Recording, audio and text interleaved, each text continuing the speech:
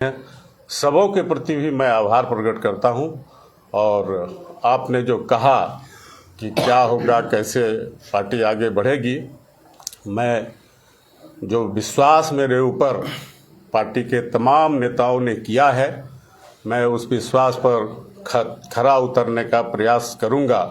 आप लोगों को पता होगा कि मैं पहले भी कई बार झारखंड मुक्ति मोर्चा का जिला अध्यक्ष रहा हूं और पार्टी ने लगता है उसी से भरोसा मेरे ऊपर जो जताया है, मैं उस पर खरा उतरूंगा। और अपने जो साथी हमारे, उनसे मेरी प्रार्थना भी होगी, निवेदन भी होगा कि हम लोग एक साथ कदम में कदम मिला करके चलेंगे। और आने वाले दिनों में आपको दिखाई पड़ेगा कि गोड्डा जिला झारखंड मुक्ति मोर्चा अन्य सभी राजनीतिक दलों से आगे है। इतना संगठन हमारा मजबूत होगा और जो गठबंधन है हमारा, हम प्रयास करेंगे कि उस गठबंधन को भी साथ लेकर के हम लोग चलें। यही आज का मेरा थोड़ा सा प्रयास था। आप तमाम लोगों के प्रति धन्यवाद, हमारे जितने कार्यकर्ता हैं उनके प्रति आभार और धन्यवाद। सर, जनहित के मुद्दों पर फिर से झामुमो का क्या स्टैंड रहेगा?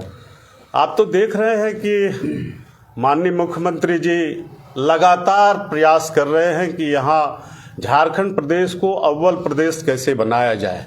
और कल आपने देखा सदन के अंदर में जो बजट आया है, उस बजट में छात्रों के लिए, महिलाओं के लिए, किसानों के लिए और विद्यार्थियों के लिए, खास करके महिला स्टूडेंट के लिए, पर्यटक स्थल को बढ़ावा देने के लिए कई चीज़ें आए हैं, स्वास्थ्य के क्षेत्रों को मजबूत करने के लिए।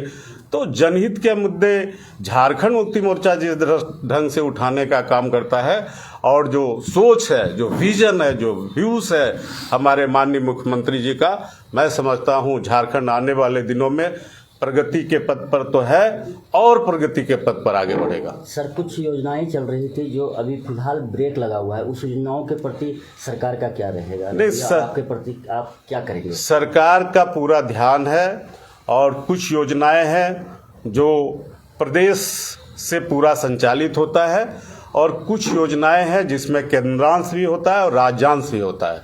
तो केंद्रांश का पैसा आपने पिछले समय में भी देखा कि केंद्र पैसा देने में आनाकानी करती है। वैसी योजनाएं कुछ रुकी हुई हैं, वो योजना भी चालू होगा और सारी योजनाएं धरातल पर आपको दिखाई पड़ेगा। किसानों के हित में सर आपका क्या रहेगा स्टैंड और सरकार तक कैसे जाएगी बात?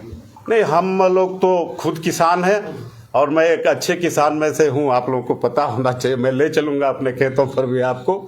तो हम लोग किसान के प्रति हमेशा चिंतित हैं और किसानों का जब तक विकास नहीं होगा तब तक पूरे प्रदेश का विकास नहीं हो सकता। चूँकि यहाँ में सबसे बड़ी आबादी अगर किसी का है तो किसानों की ही आबादी है।